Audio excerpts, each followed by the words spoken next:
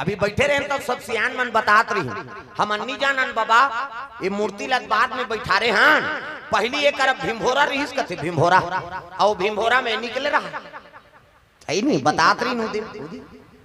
ये बक्सा कर बैठे थे वो सुकुरदुम हो जाता उदे सादा सादा पहिरे है नहीं ता अब हम अन्नी जानन महाराज वह पहली के हाँ और निकले रहा है वो आज भी वहाँ विद्यमान है कहे ना देखाओ है नहीं आज भी विद्यमान है वो बैठा रहे हैं अब आज ओकरे कृपा है जो अत्ता जनसंघ जुड़ा था देवता सत्य है तब तो यहाँ था निकोन जनी वो कब के माढ़े रही सोही उदारी मंदिर न देवाला न कहीं नहीं ऐसने